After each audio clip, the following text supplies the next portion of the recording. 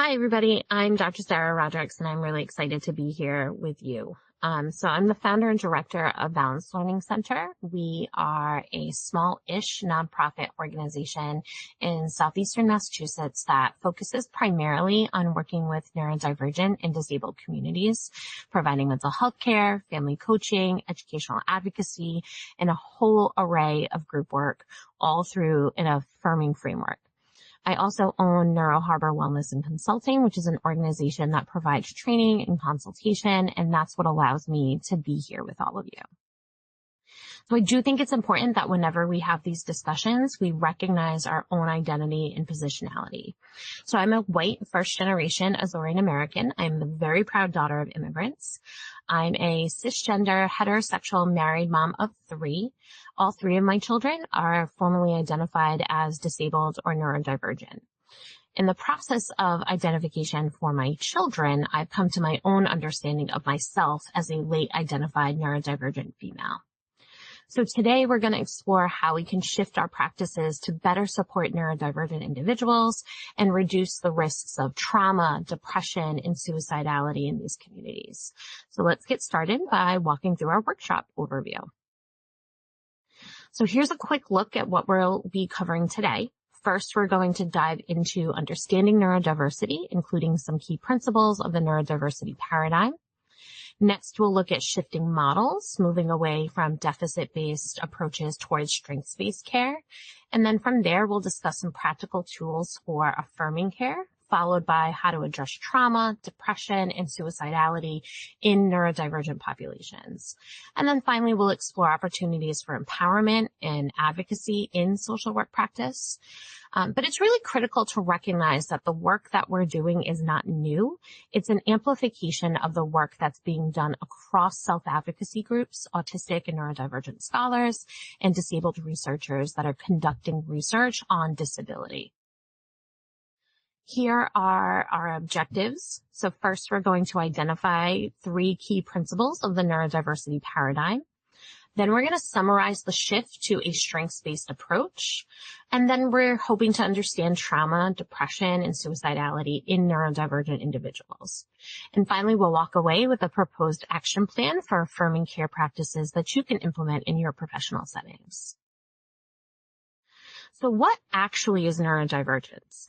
Well, at its core, neurodiversity refers to the idea that there is a natural variation in human cognition and behavior.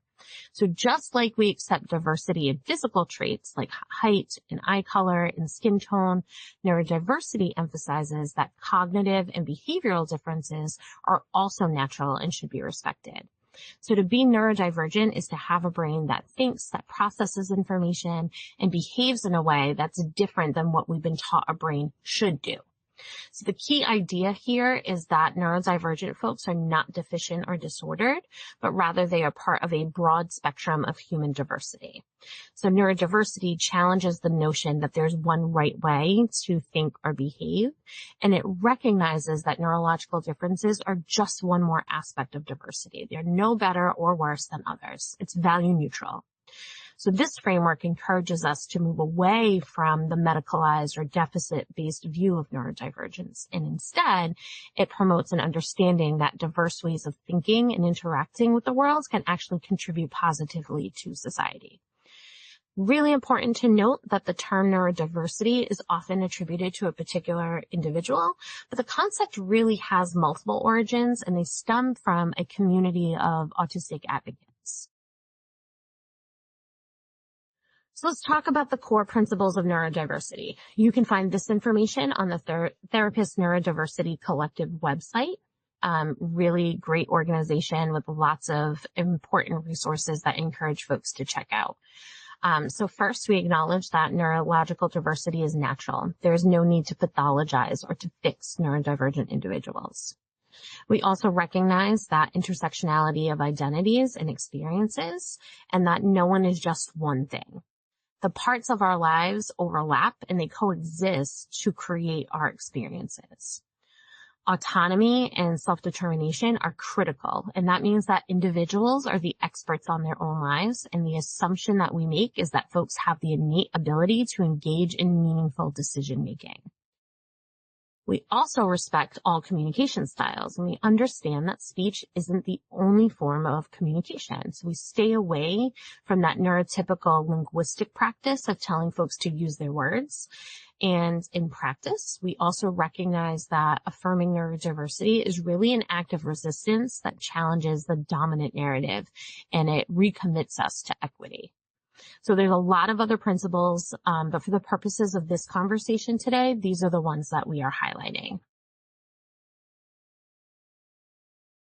So there's this ongoing debate between identity first and person first language. And to be clear, neither is incorrect. But you're going to hear me use identity first instead of person first language. You're going to hear me say disabled folks or disabled individual instead of person with disability. And I know that this is different from what many of us have learned in school, through the media, or society in general. It might feel really uncomfortable for many of us because we've become so accustomed to the idea that we name the person before the disability. And we do that to separate the person from their diagnosis. But I want you to consider this for a second. Do you need to use person first language to remind yourself or to remind other people of a person's humanity? And if the answer to that is yes, then that's a signal that there's a lot to unpack and unlearn about disability. So why do we tend to use identity first language now? Well, identity first language emphasizes that disability is an integral part of a person's identity. It's similar to race, ethnicity, and gender. It acknowledges that disability shapes a person's experiences and perspectives. Lydia Brown, a disability activist, famously had stated that it's impossible to separate the person from autism, just like it's impossible to separate a person from the color of their skin. We recognize that identity first language actually challenges that negative connotation that's associated with disability. So it challenges the stigma, the hushed tones, the euphemisms, the shame, and it really shifts the focus from the disability itself to the person as a whole. Identity first language is actually seen as a reclamation within the disability community because it involves embracing and asserting one's identity as a disabled person. So it reflects an understanding and acceptance of disability. It allows people to define themselves on their own terms and assert their agency in shaping their identities. And this sense of ownership really fosters pride in their unique perspectives. And finally, and most importantly, it's really what the community has asked for. So according to a 2022 study, about 49% of disabled folks prefer identity first language. About 33% prefer person first language, and about 18% really didn't have a preference. This absolutely depends on the type of disability. And this is a really important piece here. It's really necessary to find out what a person prefers. So it can be easy to do this when you're engaging with someone one-on-one. You can just ask. When you're with a larger group, you can lean into identity first language and explain why, or person first language and explain why, or you can alternate between the two, and it's okay. But it's important to recognize that this is what the community has really been asking for. This is an image from identityfirstautistic.org. They are an autistic-run website and platform that focuses on really spreading the message of neurodiversity affirming work. And it illustrates the point about identity versus person first language. So here you see the language of the person suffers from autism, and what we see is a person who is physically suffering. We see someone standing on a linear spectrum. We see someone holding a handbag, and this is a person with autism, and it conjures up sort of this image of neurology as an accessory, and neurology is not an accessory, as it states very clearly on this image. And then we have the autistic person, and the autistic person is colored in rainbow colors to indicate that their identity really shapes how they perceive the world. So we've got to look at some language shifts. We had already talked about identity versus person-first language. We are going to look at some of these other terms. So terms like high functioning or low functioning are really problematic because they reduce folks to their perceived abilities or challenges.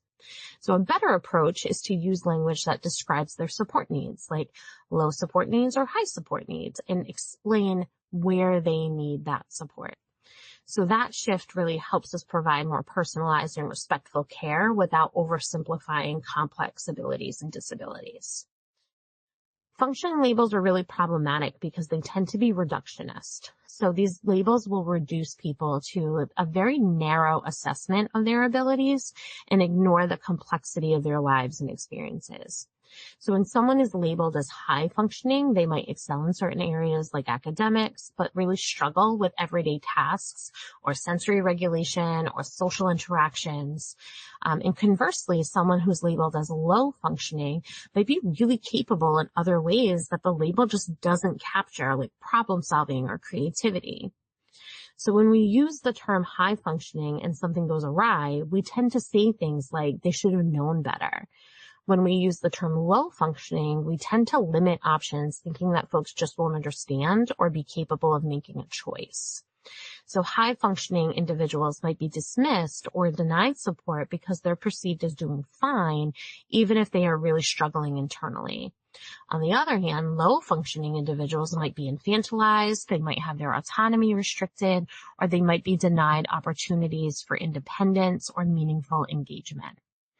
So these terms are really far too binary to reflect the complexity of the human experience. So they create this false dichotomy, which oversimplifies the diverse and dynamic nature of neurodivergent abilities. Neurodivergence is not fixed. Abilities and challenges can fluctuate based on context, environment, stress levels, or even specific tasks. And these labels will reinforce those ableist societal norms that prioritize neurotypical abilities, with high functioning being seen as closer to normal and low functioning being viewed as needing correction or intervention. And this perpetuates that idea that neurodivergence is something to be fixed. So what do we do instead? Like I said, we focus on individual needs. So by using terms like low support or high support needs, we shift the focus to what folks actually require in specific environments. So this allows for a more holistic and personalized understanding of each person's life and emphasizes that neurodivergence is not just about ability, but it can be about the right supports being in place. So this also helps us remember that support needs are context specific, so they can vary depending on the situation. Somebody who needs high support in one context, like maybe managing sensory overload in a crowded environment, might require much lower support in another, like working independently on a focused task. So when we use language that reflects that variability, it allows for greater flexibility and respect in how we approach care. So it allows people to advocate for the accommodations and support that are going to help them thrive without feeling like they're being judged or labeled based on a perceived level of functionality. So this shift aligns with a person-centered approach where we assess and respond to individuals' unique needs rather than trying to fit them into predetermined categories. It also promotes a more respectful and dignified care, recognizing that the goal is really to help people reach their full potential, not just to normalize or correct behaviors, right? It also acknowledges that a person's needs can evolve over time or they vary from one setting to the other, right? So it prevents that oversimplification and it ensures that we treat each person as a unique individual with a range of abilities and challenges. And it lets us really personalize those interventions that are responsive to the person's specific strengths and needs. And it lets us avoid that one-size-fits-all approach that fails to address the true complexity of human experiences. So non-speaking and nonverbal, these are terms that reflect how people can communicate in different ways. So it's really important to recognize that speech is only one way to communicate, and I'm talking about oral speech. Many neurodivergent individuals, especially autistic people, might be non-speaking or nonverbal, or you might find that they use a mix of both throughout their lives. So these folks communicate in a variety of ways, which can include gestures, facial expressions, typing, writing, drawing, or using tools like augmentative and alternative communication or AAC devices. Non-speaking individuals might express themselves just as clearly and deeply as someone using orally generated speech, but they might need alternative ways to convey their thoughts and emotions. So what's AAC? So AAC refers to any method of communication other than orally generated speech that helps people express themselves. So these can include high-tech tools like speech-generating devices, communication apps, or low-tech options like picture boards, written text, or even sign language. AAC devices and tools can be tailored to each person's needs, preferences, and abilities. Providing access to AAC allows folks to express their thoughts, their needs, their feelings in ways that feel natural to them.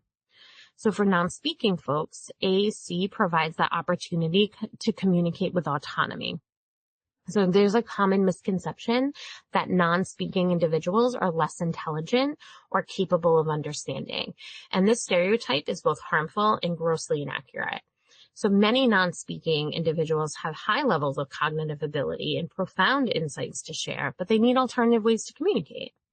So it's really important that we move away from the idea that non-speaking folks need to be taught to speak with orally generated language.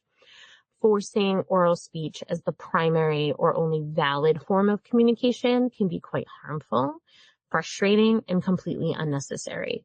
So instead, we should focus on supporting the individual and expressing themselves in ways that feel comfortable and effective for them, whether that includes oral speech or not. So when we provide neurodivergent folks with the tools and accommodations that they need to communicate, we affirm their dignity. Advocating for widespread acceptance and accessibility of AAC and other communication methods in public institutions and services can really help ensure non-speaking individuals are fully included and able to participate. And that could be whether it's through speech, through AAC, or some other means. Communication is a basic human right, and ensuring that everyone has the ability to express themselves in the way that works best for them demonstrates our commitment to inclusion and respect for neurodiversity. So there's countless examples of non-speaking folks excelling in fields like science and art and literature and advocacy, and these folks thrive when given the opportunity to communicate in their preferred ways. Authors like Carly Fleischman and nonverbal advocates like Ido Kadar have shown the world that speech is not the only or the most important path to self-expression. Now we're going to talk about stimming. So stimming or self-stimulatory behavior can include repetitive movements or sounds that help folks regulate sensory input and emotions.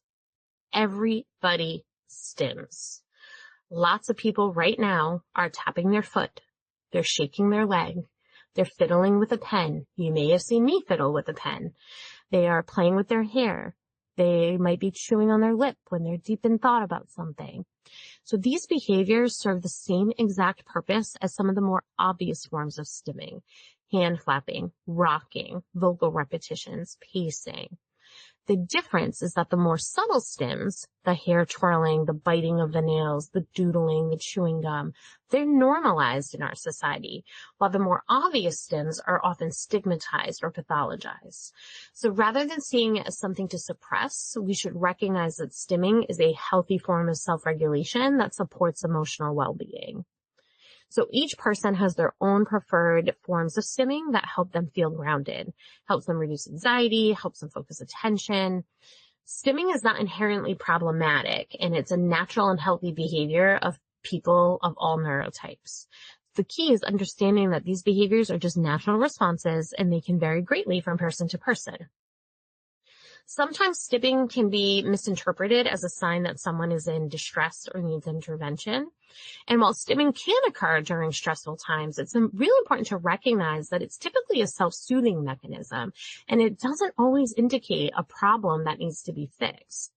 So suppressing stimming can cause significant harm because it denies folks one of their primary tools for emotional and sensory regulation.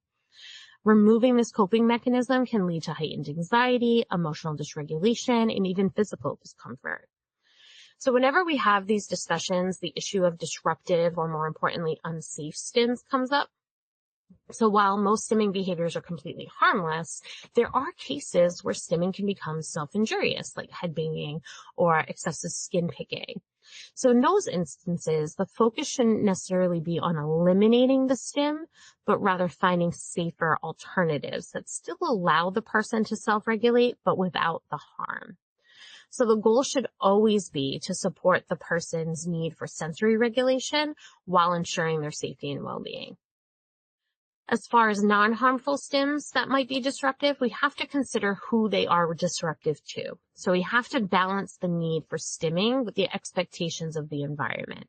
So we might want to offer alternatives that are quieter, like soft, quiet fidget tools, things like cubes or stress balls or fabric items with different textures, smooth stones, sensory strips. Those can all offer similar input without noise or with minimal noise. If possible, we create stim zones, right? Areas where folks can stim freely without disrupting other people. I have a vocal stimmer at home.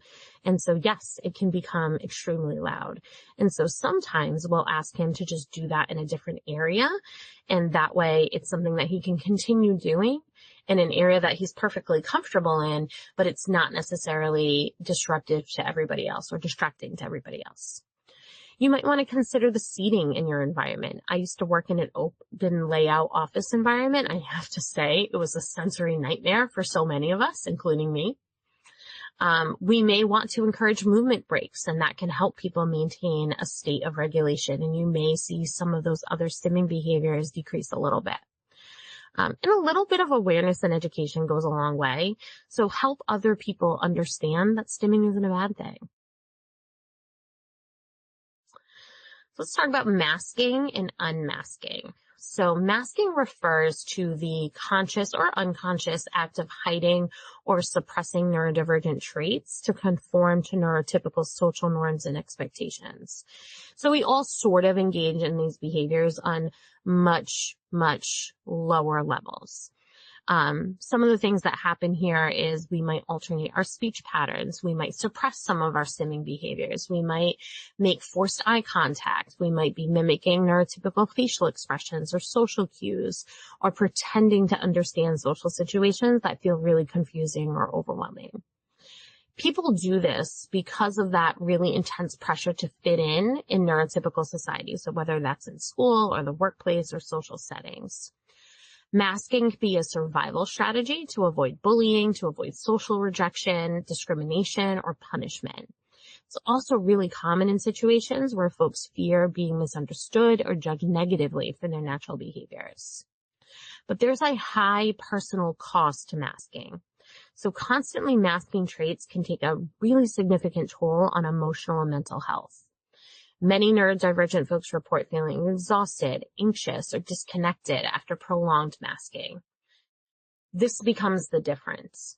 Everybody may mask from time to time, but the difference is you can drop that mask when you leave a certain situation.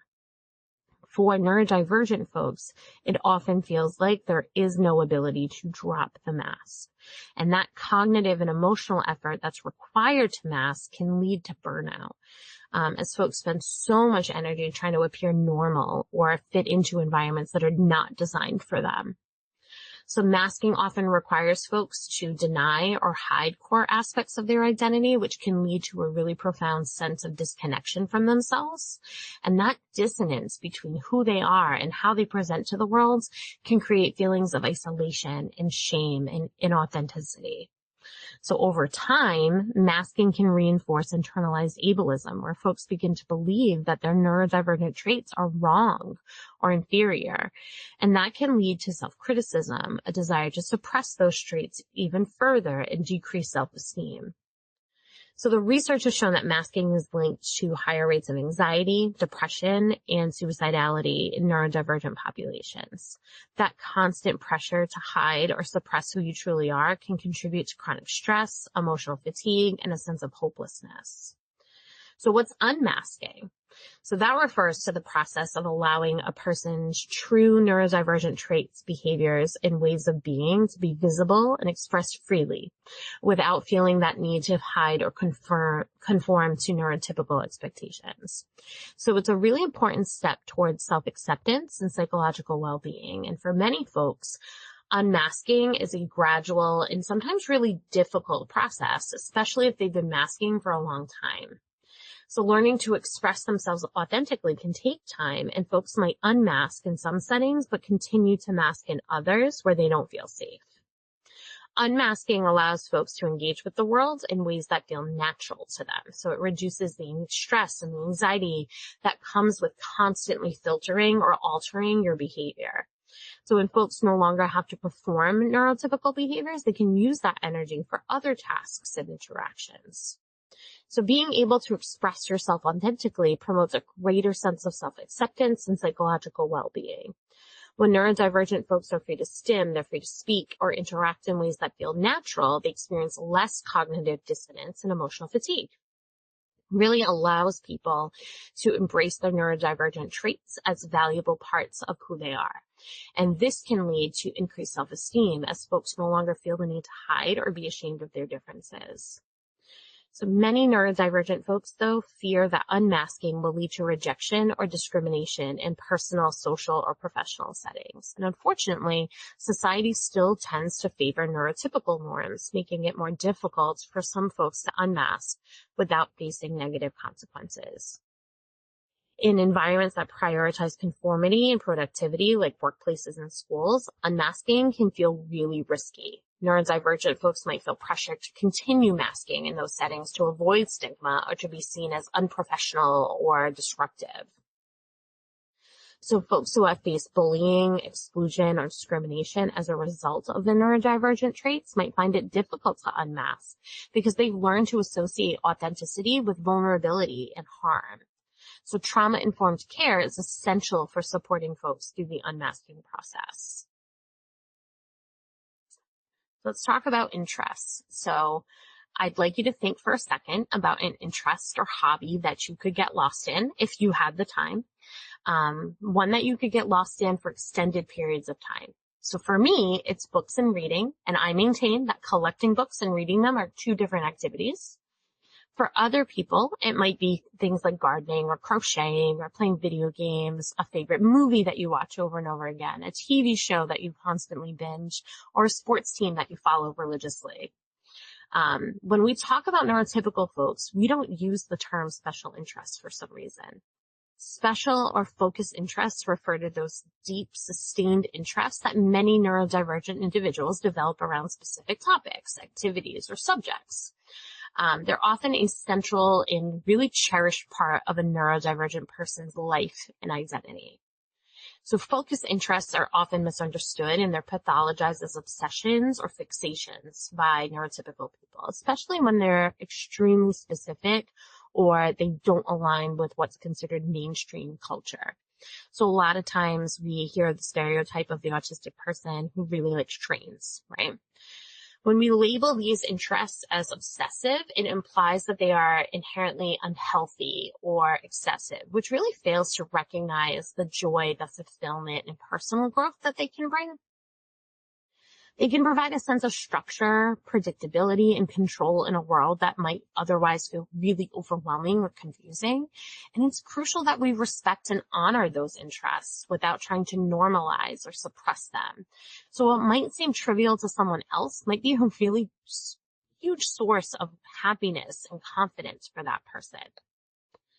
These interests can be integrated into therapy or educational contexts, not as a reward, but to motivate learning in other areas. So if you have a student who is really passionate about space, as an educator, you could use that passion to teach math, to teach science, or even some social development, the expression of social development by connecting those lessons to the topic of space exploration, right?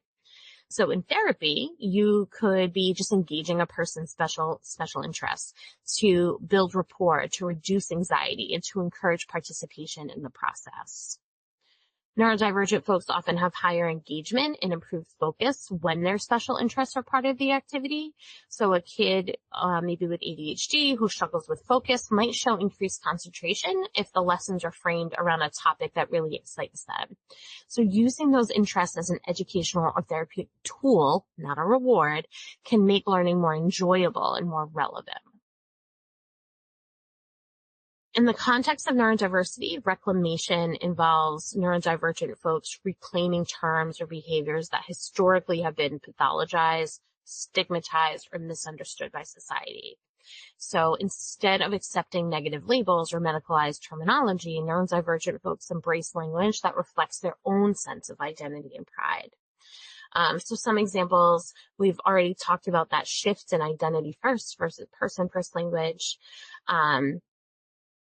A lot of folks will reclaim the traits that have been labeled as deficits or maladaptive. So some ADHDers might reclaim hyperactivity as energy or creativity, while an autistic person might view their focus interests not as obsessions, but as a deep expertise in an area.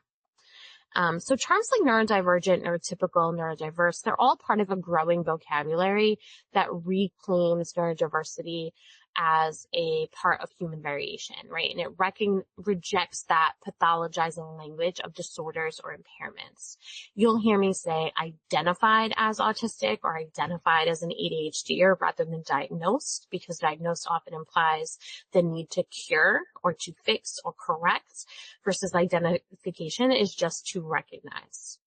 So reclamation is about agency and control over one's own identity. So when neurodivergent folks reclaim language or traits that have been used to stigmatize them, they take back that power of how they're perceived and how they perceive themselves. So this process fosters a strong positive social identity, which, by the way, is a significant protective factor against suicidality, where people can really define themselves on their own terms instead of being defined by these external standards or diagnoses. So reclamation is not just an individual act. It fosters a sense of community and solidarity among neurodivergent people. When folks embrace their shared language and identities, they connect with others who have similar experiences, and they create a collective voice that can advocate for change. So that sense of belonging helps people realize that they're not alone and that their differences are really part of a larger, valuable spectrum of human diversity. So reclamation is an act of resistance against ableism. Ableism frames neurodivergent traits as inferior or in need of correction, and reclamation really pushes back against those harmful beliefs. So by reclaiming language, folks assert that they don't need to conform to neurotypical standards to be valid or respected. Traits that have been seen as deficits, right, difficulty with social cues, sensory sensitivities, intense focus, are reframed through reclamation as valuable aspects of neurodivergent identity. Okay. So as an example, sensory sensitivity might be seen as a heightened awareness of the environment, and difficulty with social norms could just be viewed as commitment to honesty or direct communication. Okay? Language evolves over time, and reclamation is an ongoing process. So as neurodivergent communities continue to grow and develop, new terms and new concepts are going to emerge, and that reflects the shifts in how neurodivergence is understood and experienced. But it's essential for allies and professionals to listen to the voices and preferences of neurodivergent people instead of imposing language or definitions on them. So we are moving into the next part of our discussion, and we're going to take a look at where some of these deficit-based narratives have come from. So let's look at the medical model of disability and how it has shaped practices and perceptions around neurodivergence. So the medical model views disability, including neurodivergence, as a problem or an impairment within the individual. So under this model, the primary goal is to identify and diagnose neurodivergent conditions, typically using clinical criteria. And then once diagnosed, the focus shifts to interventions that are aimed at reducing the symptoms or the behaviors associated with the diagnosis, often with the goal of making the individual appear more neurotypical, which inherently pathologizes those differences. So when my son was first identified, one of the first things that providers kept telling us was that if we adhered to a strict treatment protocol, he would one day be indistinguishable from his peers. That medical model inherently promotes a deficit-based view of neurodivergent folks. It focuses on what they cannot do rather than on their strengths or the unique ways in which they navigate the world. So that approach can lead to feelings of inadequacy, of low self-esteem, and internalized ableism in neurodivergent folks. So when we frame folks solely in terms of their impairments, we dehumanize them, right? We strip people of their autonomy, and we treat them as people that need to be managed or patients that need to be managed rather than individuals with agency. So we see this play out in interventions like focusing on teaching neurodivergent folks to make eye contact or suppress stimming behaviors. That medical model often emphasizes pharmaceutical solutions to manage attention, focus, or hyperactivity. And while medication can be really helpful for some folks, the model's focus on managing symptoms can really overlook alternative strategies or strengths-based approaches that allow people to harness their abilities.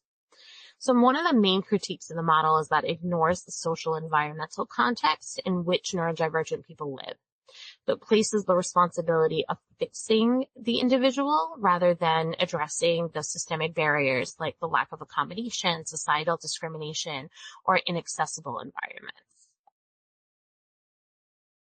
The biopsychosocial model broadens the understanding of neurodivergence by considering the interaction between three key factors, so the biological, the psychological, and the social.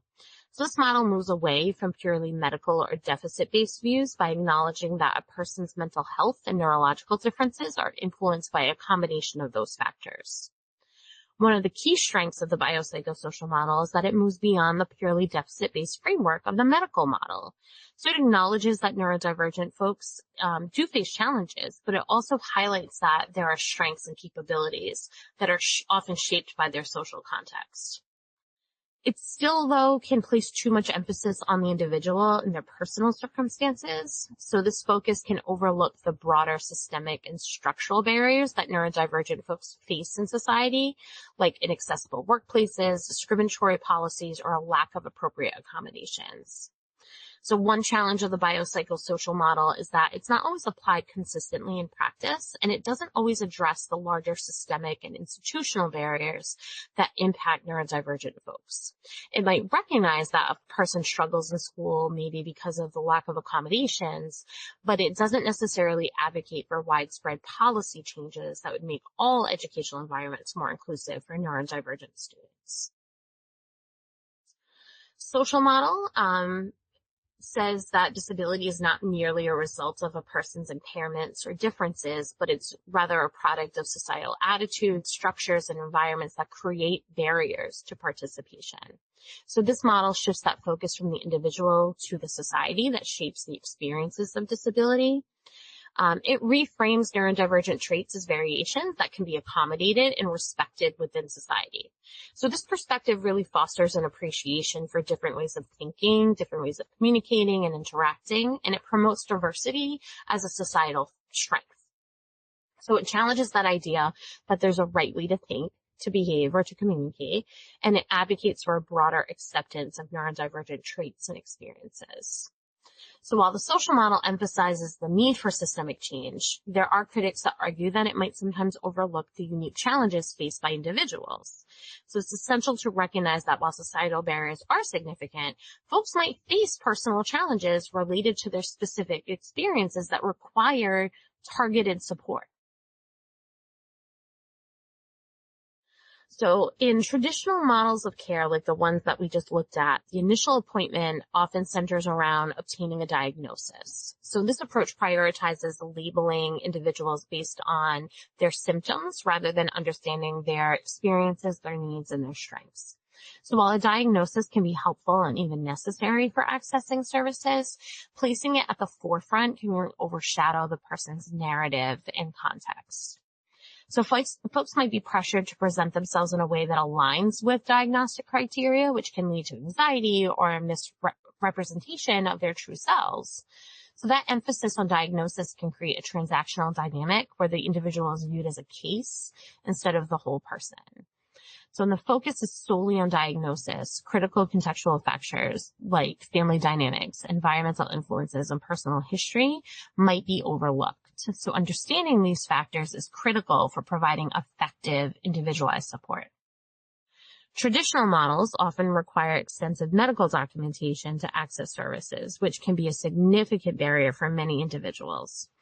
The focus on medicalized documentation reinforces the idea that neurodivergent people must fit within a medical framework to receive support, which often complicates the process of obtaining necessary care.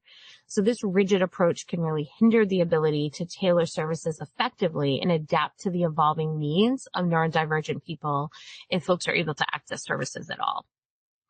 So goal setting in these models tend to prioritize compliance with neurotypical standards and often ignore the individual's interests and aspirations, which can undermine motivation and engagement in the therapeutic process and overlook really valuable strengths and interests. So this limits the opportunity to build on these strengths and can hinder that development of effective personalized interventions.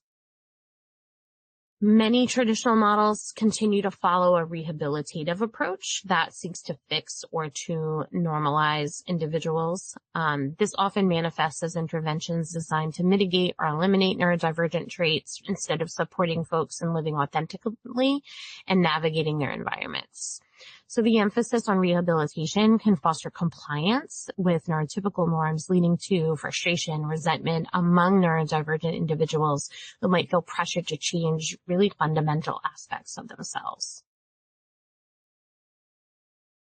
So as we've explored the limitations of some of those traditional models, it's clear that many practices have been built on long-held beliefs about neurodivergence that don't serve the best interests of neurodivergent people. So that focus on diagnosis and deficits and compliance has perpetuated that cycle of misunderstanding and stigma. So we're going to dive into some of the work of dismantling these long-held beliefs so that way we can really challenge the assumptions that have shaped our practices and perceptions for far too long. So when we question these ingrained beliefs, we can start to pave the way for more equitable and empowering approaches to care and support. So let's look at some more effective theoretical lenses for exploring these profiles. So the human rights model is grounded in established international human rights frameworks like the Universal Declaration of Human Rights and the Convention on the Rights of Persons with Disabilities. So these are documents that emphasize the inherent dignity and equal rights of all individuals, regardless of ability, neurotype, or any other status. So it involves recognizing neurodivergent folks, not just as folks with disabilities, but as fully fledged members of society with their own rights, identities, and contributions. The human rights model advocates for that full inclusion of neurodivergent folks in all aspects of life, including education, employment, healthcare, and community participation. And inclusion is not merely about the physical presence, but about meaningful participation and acceptance within society. So it includes things like advocating for policies that eliminate discrimination and promote accessibility. It says that educational settings should provide appropriate supports and resources and teaching methods that respect diverse learning styles and needs. And the model advocates for workplaces that accommodate diverse neurotypes, ensuring that hiring practices, job training, and work environments are inclusive. It underscores that right to accessible quality healthcare for neurodivergent individuals. And this includes access to mental health services, therapies, and medical care that's respectful of and tailored to their unique needs. The identity model asserts that disability is not merely an impairment or a deficit, but instead it's an integral part of a person's identity. So for many, being neurodivergent or disabled shapes their lived experiences. It influences how they interact with the world, and it informs their sense of self. So neurodivergence converges with other aspects of a person's identity, like race and gender, culture, socioeconomic status, and it creates this complex tapestry of experiences that influence how folks perceive themselves and are perceived by others. This intersectionality can enhance or complicate one's sense of identity and belonging. The identity model actively challenges stigmatizing beliefs that portray disability as something that is shameful or undesirable. Self-acceptance is a crucial element of the identity model.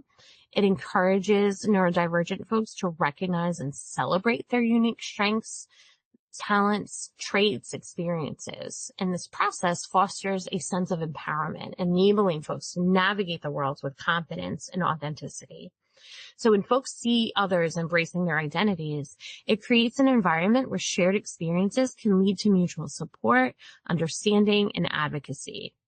So within these communities, shared narratives and collective experiences contribute to a stronger and more positive identity by challenging societal stigma and reinforcing the idea that disability is a valid and important part of human diversity. So let's take a look at the political relational model. So this uses a critical theory lens to analyze disability and neurodivergence within the context of power dynamics and societal structures.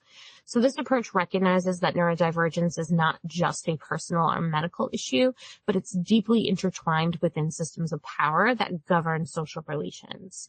So by examining how power operates, we can better understand the experiences of disabled individuals and the barriers that they face. So it encourages the questioning of dominant narratives that often frame disability in a negative light. It examines how societal perceptions of disability can marginalize folks, can lead to discrimination and exclusion.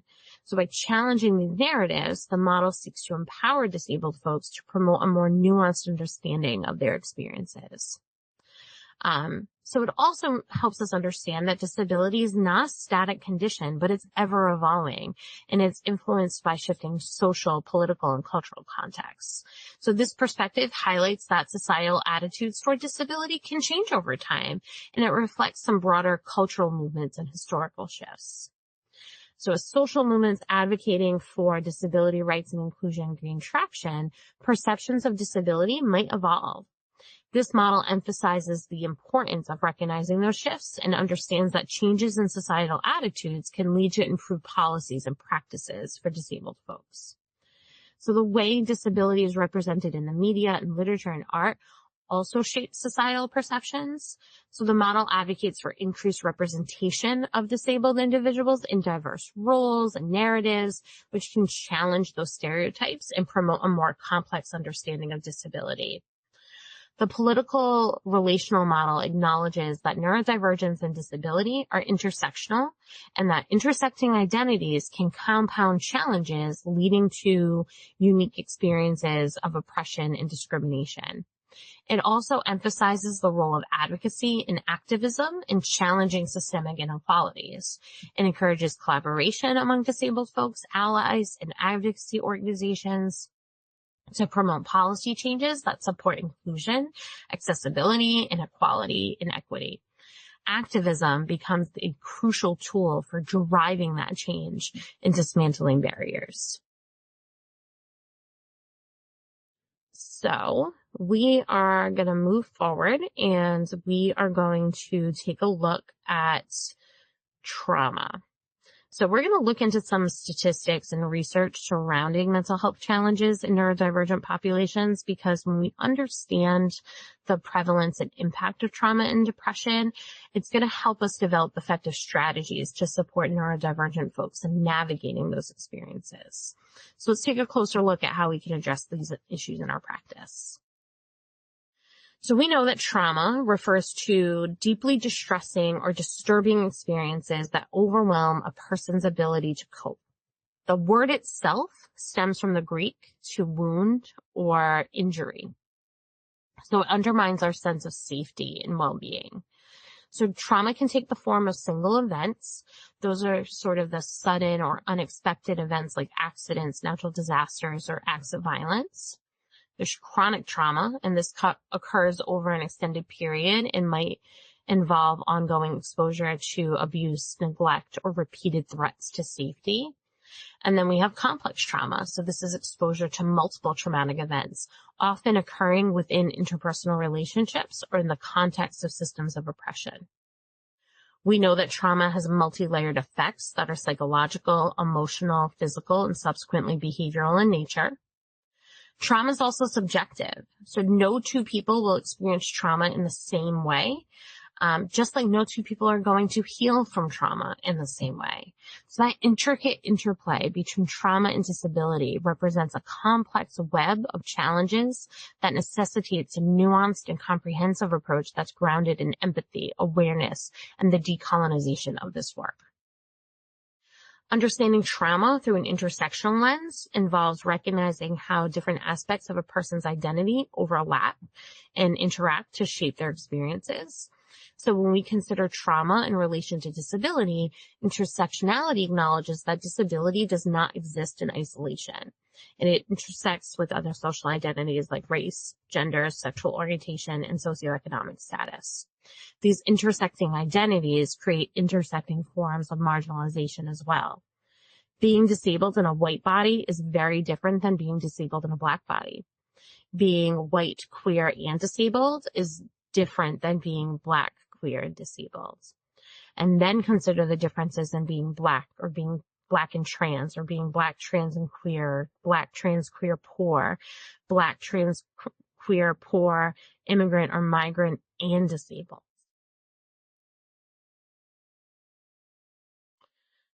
So we're going to take a look at some critical numbers here.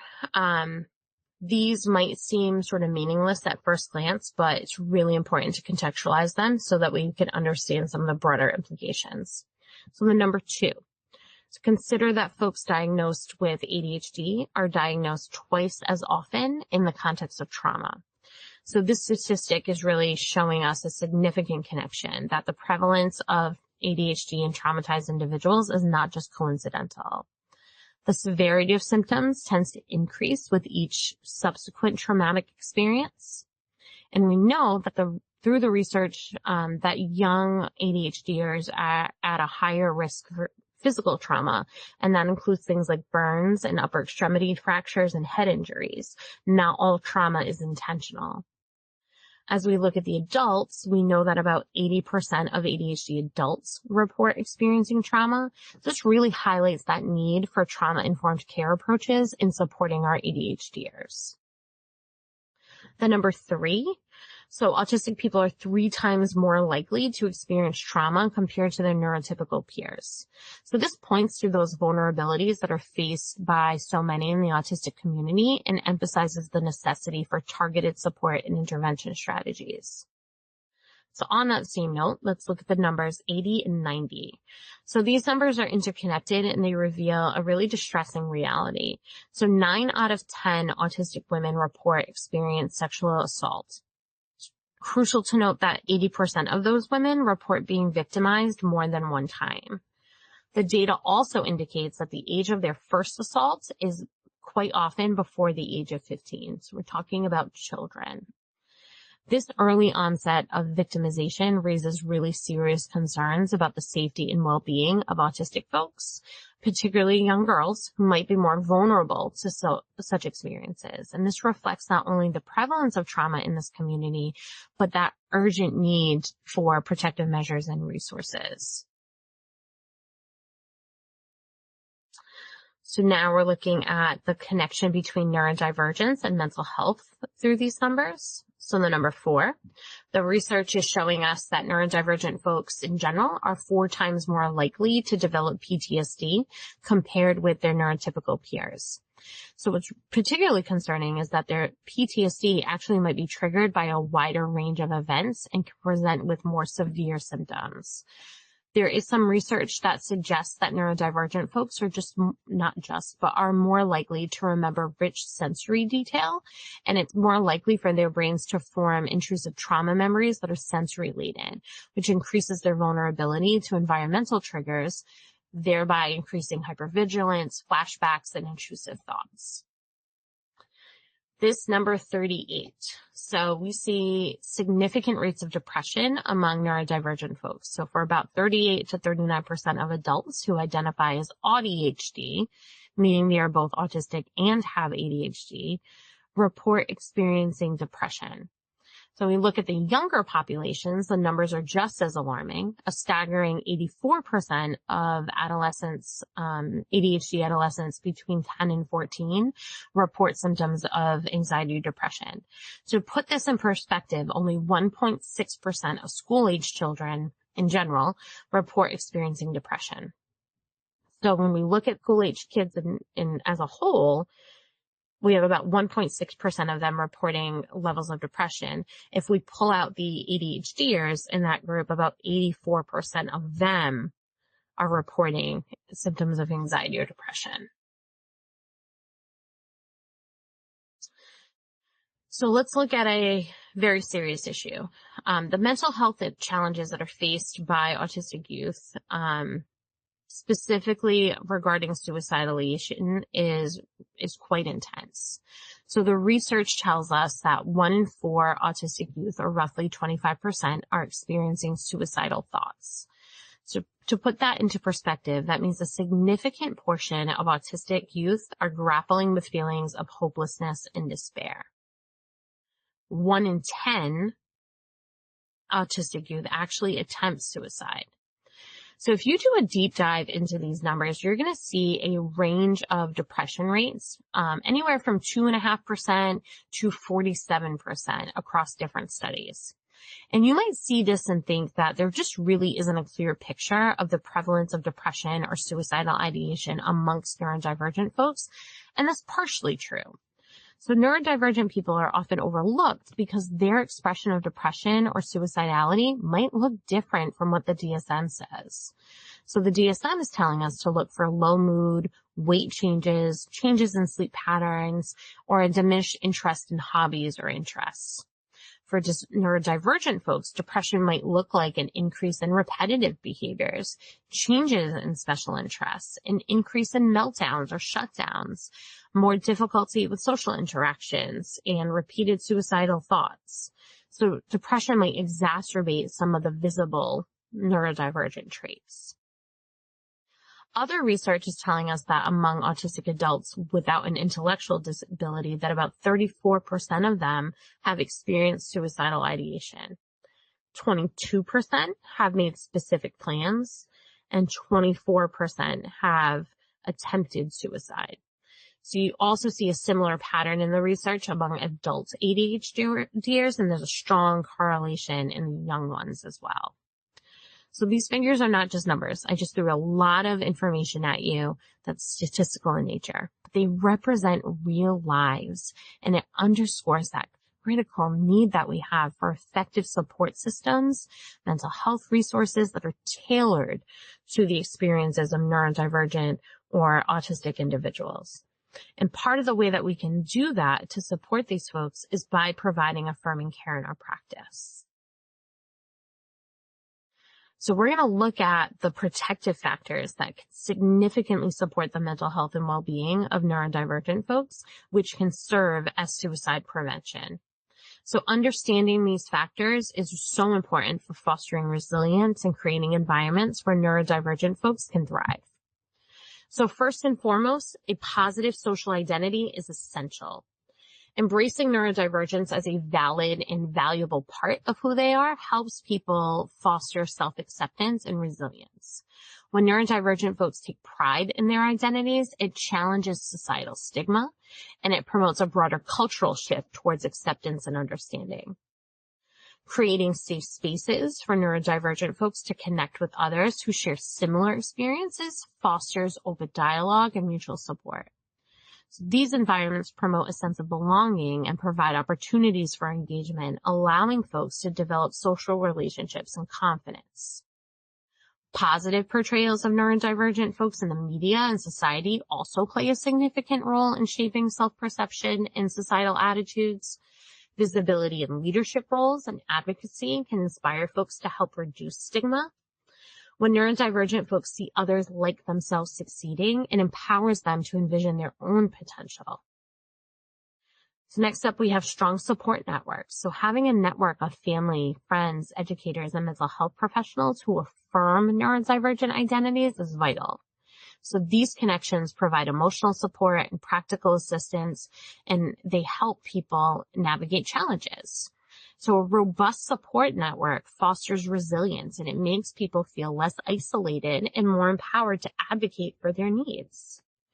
When folks feel validated in their experiences, when their unique communication styles, sensory preferences, and behaviors are accepted without judgment, they gain confidence. And this affirmation allows folks to express their authentic selves, which is crucial for mental well-being. Families that can provide unconditional love and understanding and encouragement create a strong emotional foundation for neurodivergent folks. Informed and proactive families can advocate for and with their loved ones, ensuring that they have access to necessary resources, therapies, and educational opportunities, which is so important for navigating systems that might not always be accommodating. Positive peer relationships play a role. So we're social beings. As humans, having friends who understand and accept us allows us to share experiences and foster mutual support, which helps us mitigate those feelings of depression and isolation. Having a mentor who understands the unique challenges and strengths of being neurodivergent can provide invaluable guidance and support. So mentors can help folks develop skills for personal and professional growth, like self-advocacy and networking. And this support empowers people to pursue their goals and aspirations with confidence. So in Massachusetts, we have an organization called the Association for Autism and Neurodiversity, or AANE, that does exactly this. Other protective factors include things like stable and inclusive environments. So these environments are characterized by predictability and acceptance. So when neurodivergent folks feel safe and supported in their surroundings, it reduces anxiety and it enhances overall well-being. So providing necessary accommodations, whether it's educational, work, or social settings, it ensures that individuals can fully participate and thrive. These accommodations can range from things like flexible scheduling to specialized tools that cater to individual needs. Sensory-friendly spaces consider the sensory needs of neurodivergent folks, offering designs that minimize overstimulation. So this might include dim lighting, quiet areas, or designated sensory spaces where folks can retreat when they're starting to feel overwhelmed. We've talked a little bit about multimodal communication. There is no one right way to express yourself, but we haven't touched on the concept of communication being bidirectional. So what do I mean by that? When we talk about enhancing communication skills, we often focus the onus on neurodivergent people to change their methods of communication. But we know through the research that neurodivergent folks and otherwise disabled people actually communicate quite well together. So it's similar to the research around neurotypical communication with other neurotypical people. The issues lie between the neurodivergent and neurotypical individual. So an inclusive environment is going to foster an atmosphere where neurodivergent traits are understood and appreciated, and both individuals are validated in their communication style. So this is a concept that's related to what's called the double empathy problem, which is a well-researched piece that originates with Damian Milton. I encourage you to check that out. Another critical protective factor is that development of a sense of purpose and autonomy. So people thrive when they have opportunities to make choices about their lives and pursue interests that resonate with them. This sense of ownership over their own lives fosters motivation and satisfaction, and the same is true for neurodivergent people. We've talked a little bit about special interests, and these interests provide folks with opportunities for engagement, for self-expression, and personal growth. Because when folks can explore their passions, they often develop skills and knowledge that contribute to their identity and self-worth, which then further reinforces their mental health. Encouraging autonomy in decision-making processes helps folks develop self-advocacy skills. So when they can articulate their preferences and goals, they build confidence and a greater sense of power over their circumstances. When folks are involved in decision-making, they're more likely to feel invested in the outcomes, and they experience greater satisfaction in their choices. Other key things here, so setting achievable, individualized goals allows people to focus on their strengths and work towards achievements that are meaningful for them. Support systems really need to be flexible and responsive and adjust goals as folks progress and as their needs evolve. So this approach is going to build confidence over time, which again contributes to better mental health outcomes. Access to mental health services that respect and affirm neurodivergent identities is critical for promoting emotional well-being. So these services should prioritize understanding of the experiences of neurodivergent folks and provide compassionate, individualized care. Therapists and mental health professionals should be trained in neuroaffirming practices, really recognizing the value of each person's experiences and fostering an environment where people feel safe to explore the mental health challenges. So there are numerous protective factors that can significantly enhance the mental health and well-being of neurodivergent individuals, frankly serving as suicide prevention. These factors, like positive social identity, strong support networks, affirming mental health services, play an incredible role in fostering resilience and a sense of belonging. But it's important to recognize that even with these protective factors in place, many people still face challenges that can hinder the development of a positive social identity. So in this next piece, we're going to dive into the barriers to positive social identity that can prevent people from fully embracing and expressing their neurodivergent identities. So in general, there is a lack of support for intersectional identities among neurodivergent people. So people navigate multiple layers of identity that can compound their experiences of marginalization. So we have to acknowledge the reality of multiple marginalizations. Many neurodivergent folks also belong to other marginalized groups based on factors like race and gender, sexual orientation, socioeconomic status. So this intersectionality means that they face unique challenges that can't be fully understood through a single lens. These intersecting identities can create a cumulative effect of barriers and stigmas that are often overlooked in discussions about neurodiversity. Many mental health and support services are designed without consideration for cultural differences and the unique needs of diverse populations. So this can lead to a disconnect between providers and individuals who might feel like their identities and experiences are just not acknowledged or accepted. Neurodivergence is more than just a difference in brain function. It's a culture with shared experiences, values, communication styles, social norms, and ways of understanding the world. Many of our folks find community through their unique ways of thinking and processing, celebrating their strengths while supporting one another through those common challenges. So this culture fosters pride in neurodivergent identity. It encourages self-advocacy, and it resists societal pressures to conform to neurotypical norms. It's really about embracing neurodiversity as a natural and valuable part of human diversity. You're going to hear me say that a lot. Promoting acceptance and inclusion. And then the other piece is that clinicians are typically trained using medical models that focus on diagnosing and treating symptoms of neurodivergence instead of understanding it as a distinct culture. So this training will often emphasize standardized treatments over personal approaches, often overlooking the strengths and perspectives of our folks. And this gap in training can lead to a lack of appreciation for the lived experiences and cultural identity of neurodivergent people. So when care providers are not trained to understand or respect these cultural nuances, neurodivergent folks might feel alienated or misrepresented, which can deter them from seeking the help that they need. So that concept of erasure is also prevalent in discussions around intersectional identities. Many neurodivergent folks with multiple identities report feeling invisible or overlooked in mainstream discussions about disability and neurodiversity. So their experiences and voices and needs are marginalized or completely ignored. And that erasure can lead to feelings of isolation and the belief that their challenges are not valid or worthy of attention. So there's some barriers to services and resources as well. Some of these include economic disparities, language obstacles, systemic inequalities that can prevent access to services. So for example, a neurodivergent person from a low income background might struggle to access mental health care because of the financial constraints or the lack of available services in their community. And this lack of access can exacerbate mental health challenges and then further marginalize folks who are already facing multiple forms of discrimination. Services might not be equipped to address the specific needs of folks with multiple marginalized identities, and this can leave people feeling unsupported and misunderstood, which then further perpetuates that cycle of marginalization.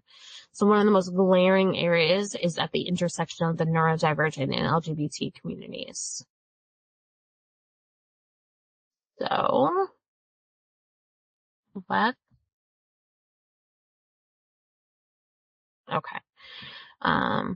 let's take a look at systemic barriers.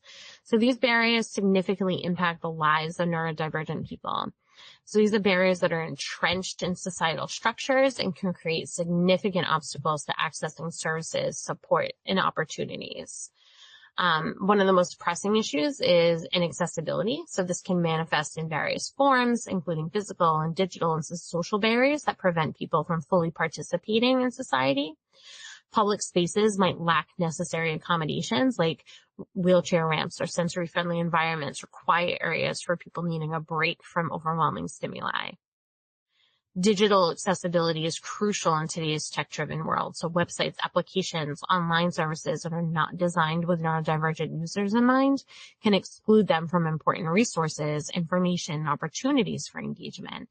So this includes things like alternative text for images, captions and transcripts, accessible color contrast, and screen reader compatibility. We also need to consider discriminatory policies that perpetuate systemic barriers. So policies that fail to recognize the needs of neurodivergent people or prioritize neurotypical standards can really limit access to education, employment, and healthcare. Like educational systems in general that rely heavily on standardized testing will often overlook the strengths of neurodivergent students, which leads to misdiagnosis or inadequate support. Strict attendance policies at school and in the workplace, workplace productivity standards, inflexible housing policies, restrictive social service eligibility, healthcare rationing, inequitable pay for disabled workers, ongoing use of electric shock on disabled individuals, the denial of voting rights to disabled individuals. There are still 7 states that deny the right to vote to, as it's quoted, idiots or insane persons. There are others that deny the vote to those of, quote, unsound mind, or those who are not of, quote, quiet and peaceable behavior. There are 16 states that bar those that are judged or determined mentally incompetent or incapacitated in some way from voting. And there are 4 state constitutions that bar people that are under guardianship from voting. That's a lot. People don't have a democratic say in what services and policies they want to support. Many essential services like mental health support, therapy, and educational interventions are often underfunded or inaccessible because of budget constraints. The lack of funding leads to long wait lists and inadequate resources and diminished quality of care. And our folks might find themselves navigating a fragmented system that fails to meet their needs, which can have a long-lasting impact on their well-being and development. We also need to look at institutional bias, and that exists within systems that are meant to support people. And this bias can manifest in various ways, from healthcare providers making assumptions about neurodivergent people's capabilities to educational institutions failing to provide appropriate accommodations. Institutional bias often results in a lack of understanding or respect for neurodivergent experiences, which can then further alienate folks seeking support. This highlights that need for training and education within our institutions that can foster understanding and empathy towards neurodivergent individuals. Pathologization that significantly influences how neurodivergent folks experience their identities and interact with society. So it's a multifaceted issue, but at its core, it involves the framing of neurodivergence as disordered. So this perspective really positions folks as having something inherently wrong or broken with them, which can lead to harmful stereotypes and stigmas. Another critical issue is misdiagnosis. So the medical model often emphasizes diagnosing conditions based solely on observable deficits. Neurodivergent folks might be misdiagnosed with conditions that don't accurately reflect their experiences, which then leads them to inappropriate interventions and support. So this is a widespread issue that disproportionately affects Black and Brown folks, often leading to incorrect or inappropriate treatment. And it reflects the systemic biases in healthcare and psychiatry where racial and cultural differences are misunderstood or ignored, contributing to significant disparities in mental health outcomes. Cultural factors like differences in how children communicate or express emotions are often ignored. For example, assertiveness or a vocal style that's common in certain cultures can be perceived as aggression by white educators or clinicians. Stereotypes of aggression or behavioral problems often will overshadow neurodivergence or emotional struggles that these kids might be experiencing. In the adult world, Black and brown adults are disproportionately diagnosed with schizophrenia. The studies show that Black men in particular are far more likely to receive this diagnosis than their white counterparts. Racial bias, systemic racism, and psychiatry do play a role, as Black and brown folks' behavior are often interpreted through a lens of danger or criminality. Emotional distress or trauma responses in Black adults are more likely to be seen as psychosis, while similar behaviors in white folks might be labeled as anxiety or depression. Emotional expression of distrust of authority, which might arise from historical and ongoing racism, is sometimes pathologized as paranoia or delusion, which leads to a schizophrenia diagnosis. And this often results in overprescription of antipsychotic medications that might not be appropriate for the person's actual condition, which then exacerbates the disparities in mental health care. Here, there's also a focus on cures. It promotes that idea that neurodivergent folks should be fixed or normalized, prioritizes interventions aimed at suppressing people, rather than embracing and supporting them. We talked a little bit about this already, but behavioral therapies that focus on compliance and conformity can undermine the person's natural way of being, which leads to emotional distress and a loss of social identity. So that focus on curing neurodivergence fails to acknowledge the strengths that individuals bring to society.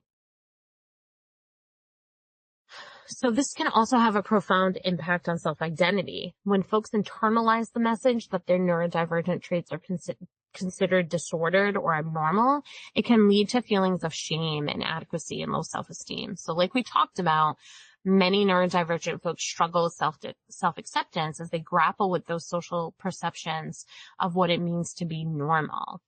So this internal conflict can hinder their ability to form a positive social identity and might contribute to mental health challenges like anxiety and depression. Fostering a positive identity that embraces neurodivergence as valid can really empower people to reclaim their narratives and advocate for their needs.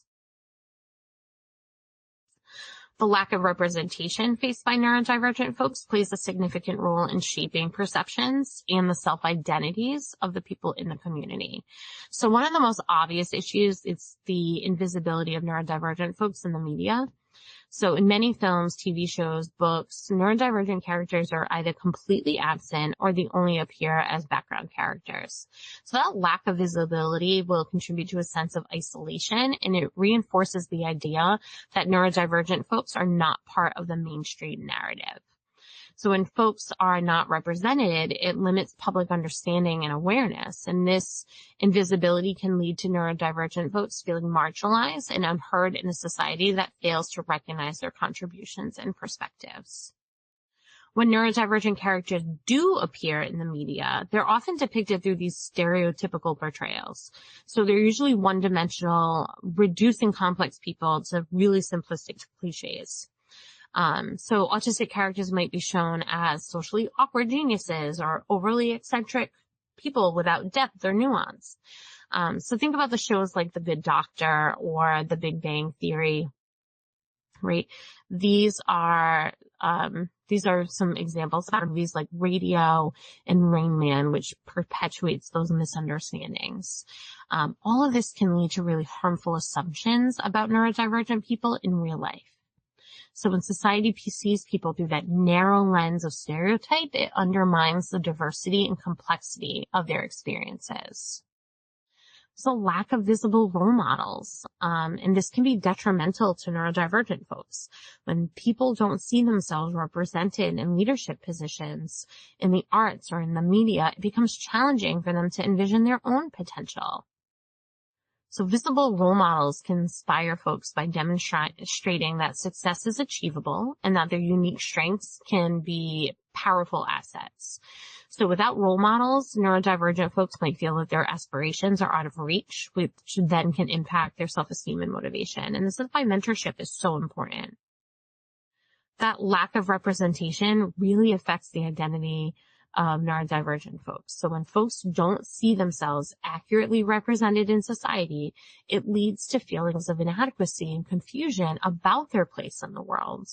So this disconnect between their lived experiences and societal perceptions can hinder their ability to form a positive social identity.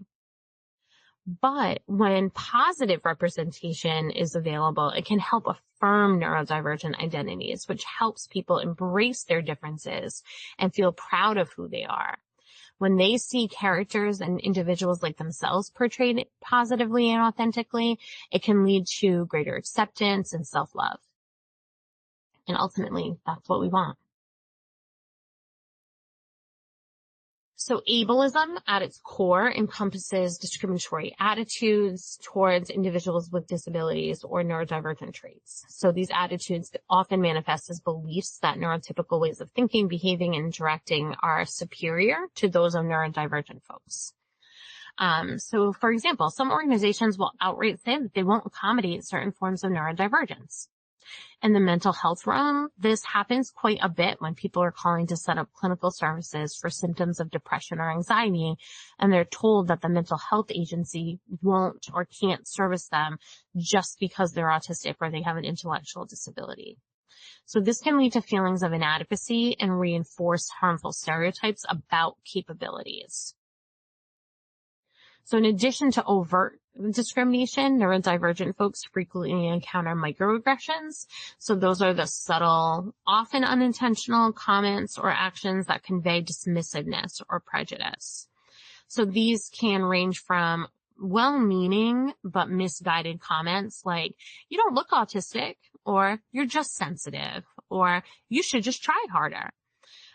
So the more blatant insinuations that neurodivergent folks are less capable or competent. So over time, these microaggressions can accumulate, and it leads to feelings of frustration and isolation. They contribute to a culture that invalidates neurodivergent experiences and perpetuates that sense of otherness.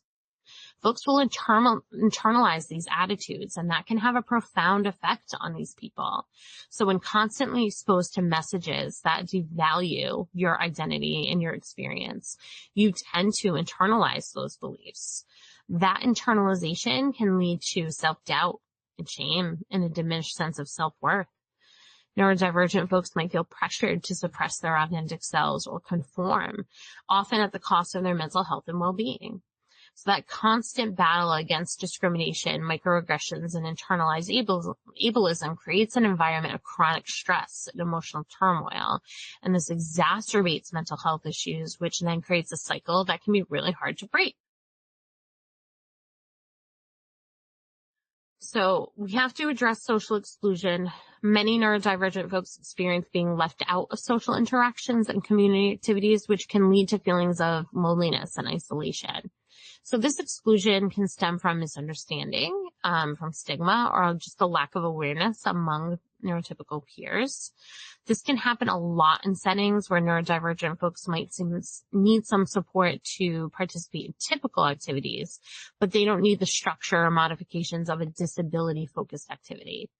So this happens quite a bit in recreational sports. Neurodivergent people are often considered too disabled to make the team, but they're not disabled enough for specifically focused groups. And this disconnect leads people to feel overlooked, to feel ignored, and that reinforces that sense of isolation.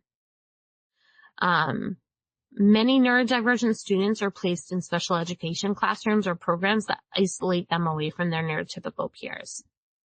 And while, there's certainly a need for some of these environments, what ends up happening is that these substantially separate classrooms really don't provide the opportunities for meaningful social interactions or inclusion.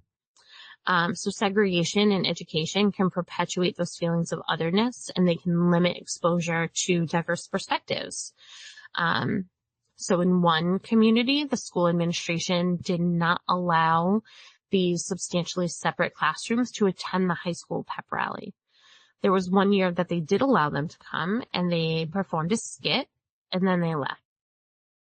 Another issue that's come up is that the National Honor Society students usually need to complete community service hours as part of their graduation requirements. So there's a high school that allows NHS students to volunteer in special education classrooms for credit. So as the parent of an autistic child who would very likely be placed in a substantially separate classroom, I would not want my child's peers to receive credit for spending time with him. Inclusive education fosters connection and friendship between neurodivergent and neurotypical students, which then enhances social development and community building, right? We don't give prizes for being friends with a disabled or neurodivergent person. Moving into adulthood, many neurodivergent folks face workplace exclusion, and this can manifest in a lot of ways, like being overlooked for a job, receiving inadequate accommodations, or experiencing bias during the hiring process. When workplaces are not inclusive, neurodivergent folks might feel unwelcome or unsupported, and this exclusion can hinder career advancement and limit the ability to contribute their unique skills and perspectives to the workforce. And then it can also lead to decreased job satisfaction and increased stress. There's often a lack of community spaces that are welcoming and accessible for neurodivergent folks. Many community centers, recreational facilities, public spaces don't usually consider the sensory needs or social preferences of neurodivergent people in general, which then can lead to environments that feel uninviting or overwhelming. So without these inclusive community spaces, neurodivergent folks might struggle to engage in social activities, attend events, or participate in group gatherings. This lack of opportunity can really isolate them further and limit their ability to form meaningful connections with other people. So let's look at stigma. So at the heart here are the negative stereotypes. Society will perpetuate these harmful generalizations of neurodivergent people. So some common stereotypes might portray autistic people as lacking empathy or being able to communicate effectively. These are misrepresented. It does not consider the diversity and complexity of the neurodivergent experience, and it contributes to those societal fears and misunderstandings about what it means to be neurodivergent, which can lead to assumptions that can be really harmful. So for instance, there's a misconception that neurodivergent people can't succeed in traditional settings. So this can result in lower expectations from educators, employers, and peers, which ultimately limits opportunities for folks to showcase their skills and talents. We also have internalized stigma. So neurodivergent folks might face exclusion from social groups, activities, and opportunities because of societal biases and misunderstandings. And this rejection can result in social isolation, loneliness, and heightened anxiety. That fear of rejection can further inhibit individuals from expressing their true selves or pursuing meaningful connections, which then perpetuates that cycle of loneliness and stigma. Back to stigma for a moment. So when people are repeatedly exposed to negative stereotypes and misconceptions, they start to believe those things about themselves. And that can lead to those really intense feelings of shame and self-doubt and diminished self-worth. Internalized stigma can be really damaging because it discourages people from seeking help or advocating for their needs, and it creates a cycle of self-criticism that impacts mental health and overall well-being. So, to foster a more inclusive and supportive environment, we really have to implement some practical strategies that can effectively challenge stigma, promote acceptance, and empower neurodivergent folks. So these strategies should be designed to not only enhance understanding of and awareness, but also create tangible changes in our community, workplaces, and educational systems. So we started this work together in discussion throughout this time, but we are going to explore a variety of practical strategies that we can use in education, employment, mental health, and advocacy work. So these are some questions that we need to consider. We need to look at what barriers do neurodivergent folks currently face in accessing support and services in your own practice setting. And in what ways can you advocate for more inclusive environments for neurodivergent folks? So I want you to keep those in mind as we move into our strategy section. So let's look at the referral and intake process. So this is a process that is crucial in ensuring that folks receive appropriate support and services. This means that we need to provide avenues for folks to access services, whether it's through direct referrals from healthcare providers, educational institutions, community organizations, or self-referrals. Offering multiple pathways allows people to engage with services in a way that feels most comfortable and accessible for them. So consider, how would a deaf or hard of hearing person make a referral at your organization? Would a non-speaker have the same level of access as a person who uses orally generated language more traditionally? Implementing inclusive communication strategies is essential throughout the process. So this involves using clear, straightforward language and providing info in multiple formats to accommodate different communication styles. You might use visual aids, simplified documents, or interpreters to enhance understanding. Are we asking folks about their preferred communication style right from the onset of interaction? In one of our local hospitals, there's a laminated card at every reception station that asks this very question. And all someone has to do is point to the preferred method, and that's it. It's made for them. They're also asked at every interaction because communication needs can change. Equally important is the preparation of your intake team. So staff involved in that process really need to be trained in neuroaffirming practices and cultural responsiveness, because this will equip people to understand the unique needs of neurodivergent folks and to create a welcoming atmosphere.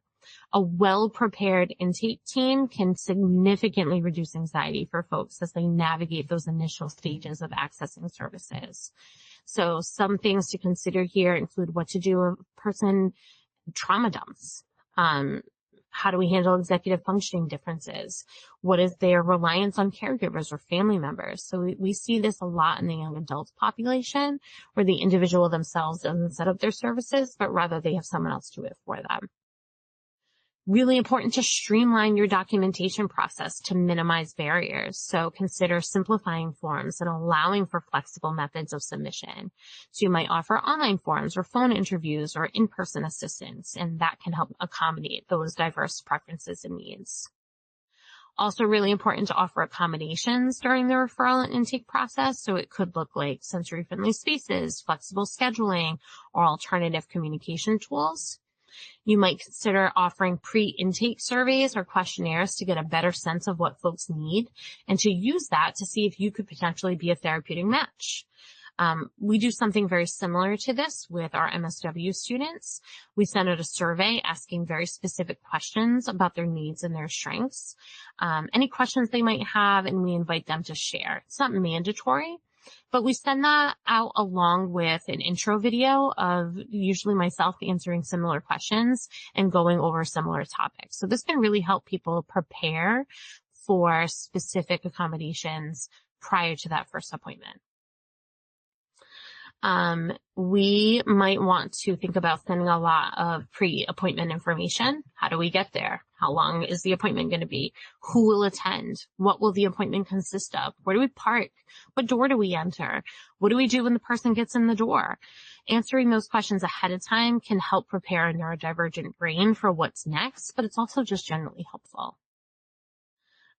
Many folks experience a lot of anxiety or uncertainty when we're waiting for services. So if you do have a wait list, it's really important to consider regular follow-up communication to help alleviate some of those feelings.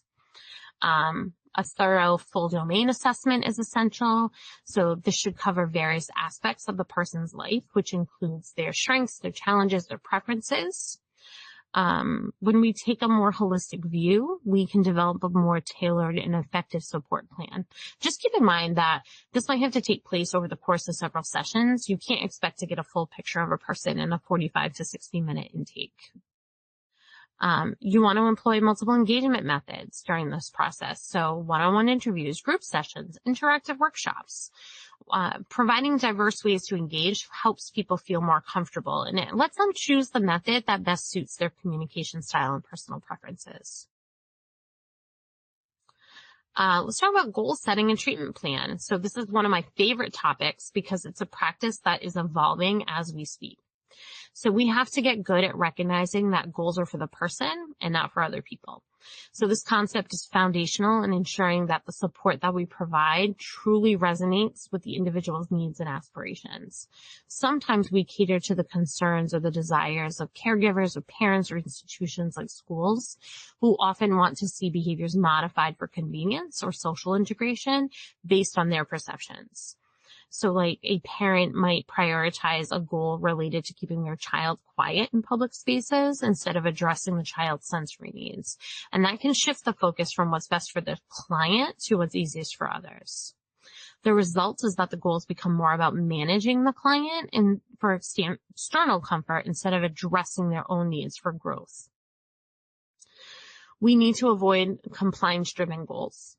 So goals that prioritize conformity to neurotypical standards can undermine a person's sense of self and agency.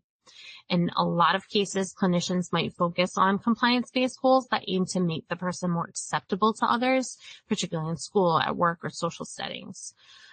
We might have goals that are centered on reducing obvious stimming behaviors or teaching eye contact because they're perceived as socially disruptive, even if those behaviors help the person self-regulate. So these goals all align with neurotypical expectations, pressuring the person to fit into societal norms instead of fostering autonomy and well-being.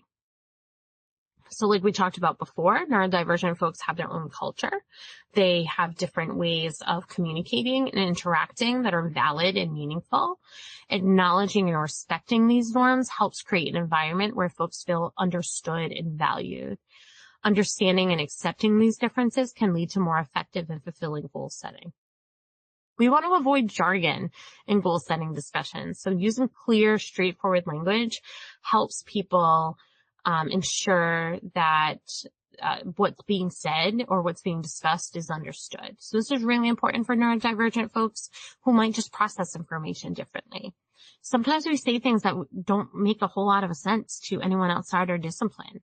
Phrases that might seem basic to us, like coping strategy, maladaptive behavior, risk factors, comorbid conditions, psychoeducation, intrusive thoughts, even boundaries, are not necessarily clearly understood.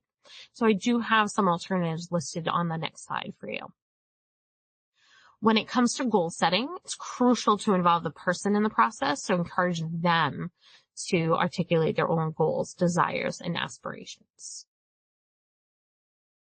So those are some jargon alternatives that you can check out. Let's talk about some strategies. So we have some really effective therapeutic approaches that can support neurodivergent folks. And each of these offers unique tools and techniques to address the needs of this population. So first, I'm looking at trauma-focused CBT. So we've heard a lot from the neurodivergent community that traditionally structured CBT has actually been harmful. So traditional CBT often emphasizes modifying behaviors to conform to norms, and this focus can inadvertently promote masking. So it can exacerbate anxiety and depression in the long run because the underlying needs of the person remain unaddressed. Many neurodivergent clients find that CBT's focus on restructuring negative thought patterns can feel really invalidating. So if an autistic person struggles in social situations due to their sensory overload, traditional therapy might encourage them to reframe their thoughts about these situations. But it fails to recognize the actual sensory challenges that they face, and it treats their valid concerns as just cognitive distortions. CBT relies heavily on cognitive processes, and it assumes that clients can easily engage in thought-challenging exercises. So it might not account for the unique processing styles, which can make it really hard for people. So questions, prompts, they might be too vague or complex, might be hard for people to engage effectively in session. So TFCBT is designed to address the impact of trauma on mental health. So it integrates those trauma-sensitive practices that recognize and validate the experience of trauma survivors. And this is critical for people with a history of trauma. That focus can help people feel safe and understood, which makes them more likely to engage in therapy. TFCBT also has a heavy focus on psychoeducation about trauma and its effects, which can help people understand their feelings and behaviors in the context of their experiences. TFCBT also addresses both emotional and physical responses to trauma, so it incorporates techniques that help people process their feelings and manage bodily sensations that are related to anxiety and stress, recognizing that trauma impacts the entire person. TFCBT involves typically the participation of caregivers and family members, which can enhance somebody's support system, right? We have DBT, so originally developed for folks with borderline personality disorder. DBT has been adapted to benefit a wide range of neurodivergent folks. Here we're recognizing skills in 4 key areas: mindfulness, distress tolerance, emotion regulation, and interpersonal effectiveness. In the interpersonal effectiveness modules in particular, we might want to rethink the conversation around traditional social expectations. Disabled folks often face unique social dynamics, so instead of focusing on typical communication strategies, we might want to shift that work to self-advocacy skills, so that way we can empower folks to communicate their needs in challenging situations.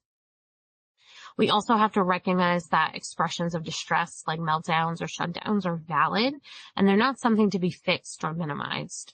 So in these cases, it's about validating their experience and finding supportive ways to respond. So DBT can really help people learn to manage intense emotions.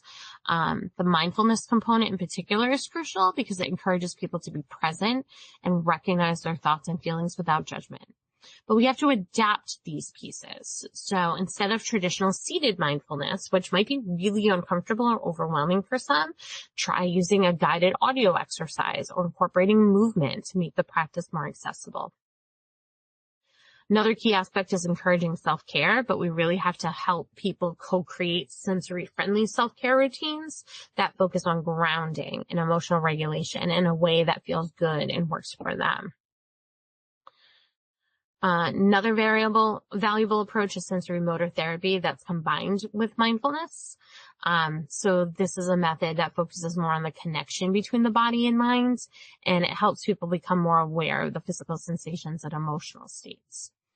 So here we might have to adjust some of the body-centered approaches. Not every person is going to be able to participate in traditional body-based exercises because maybe they have physical limitations or mobility issues. So we can incorporate some adaptive movement. Grounding exercises, for example, can be modified to work in a seated position, or you could use supports like cushions for added comfort. Some folks might be really hypersensitive to sensory input, while other people might be more intense sensory seekers. So we create sensory-friendly environments, right? This might include adjusting your lighting, reducing background noise, or allowing tactile stimulation. It's really about offering alternatives for individuals, especially those individuals with like sensory sensitivities. Narrative therapy is all about helping people reshape their stories and gain a sense of agency. For disabled folks, this can be really powerful, but we have to make sure that the methods are flexible and they're inclusive. So we need to offer flexible storytelling methods. We need to consider offering alternative formats for storytelling. There are lots of digital storytelling tools, voice recordings, even videos for people who find writing too difficult.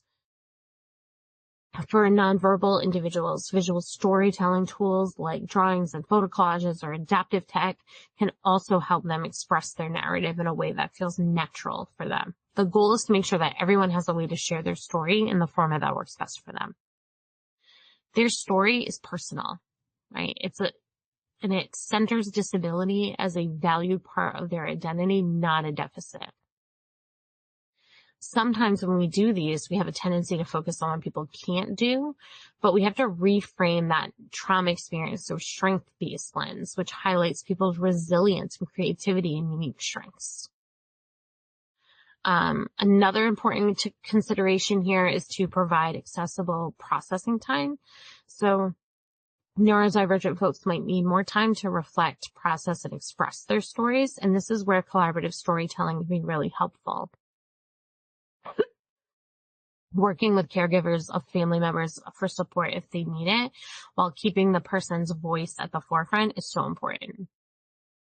We might need to be patient and allow for multiple sessions to explore and revise their story without rushing. During narrative work, we want to make sure that we have a calming environment. So adjust the environment, control lighting, reduce background noise, regulate temperature, offer choices to help people feel safe.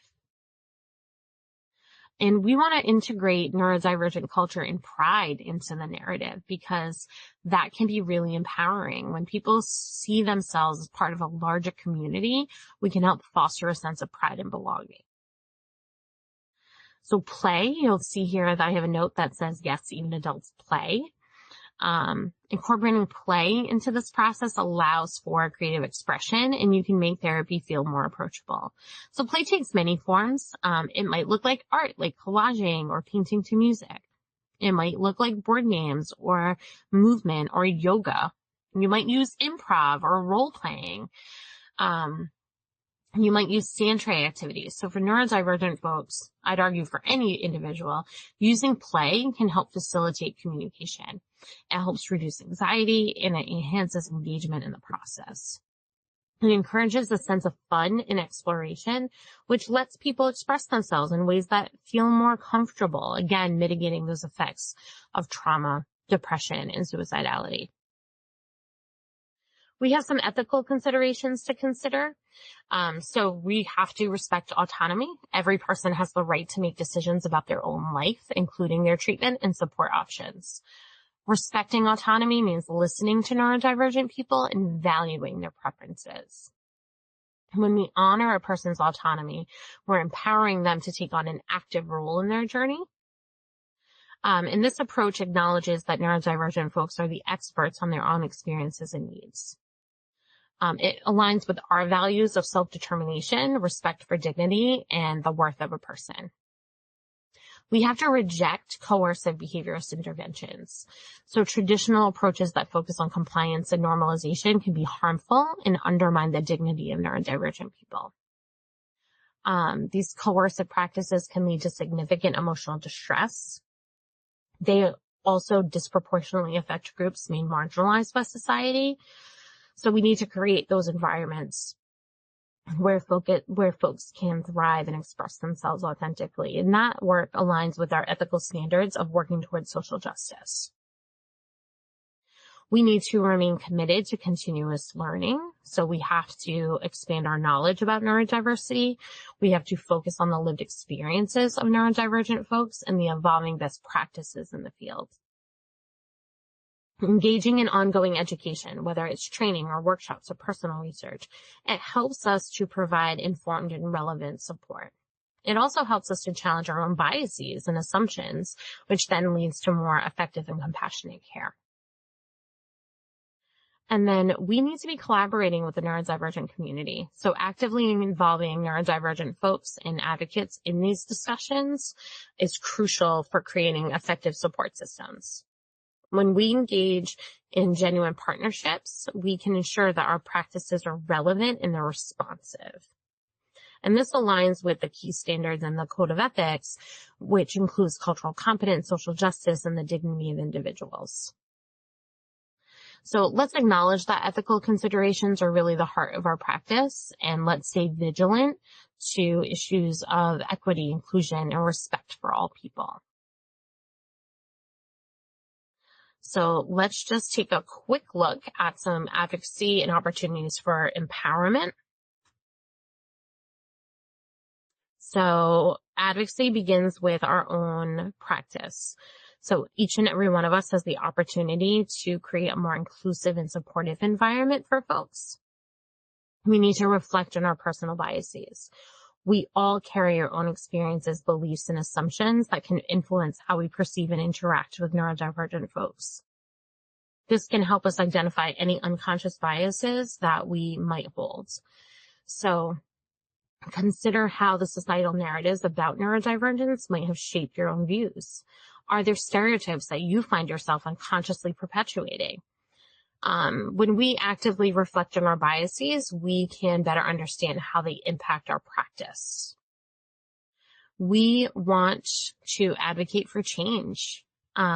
We might be looking at addressing policies, procedures, and practices within our organization that might not adequately support neurodivergent folks.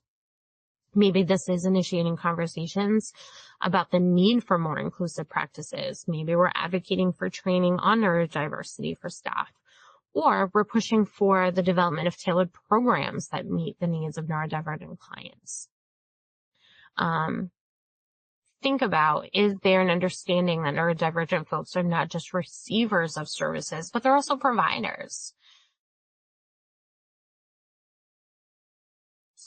So engaging in policy work, policies are shaping the systems that impact the lives of neurodivergent people every single day. So many disabled folks are unemployed or underemployed, with so many others that are legally earning less than minimum wage, sometimes as low as 30 cents an hour. Maybe the work for you is to advocate for increased funding for mental health services tailored to disabled people. Maybe it's to advocate for policies that address social determinants of health.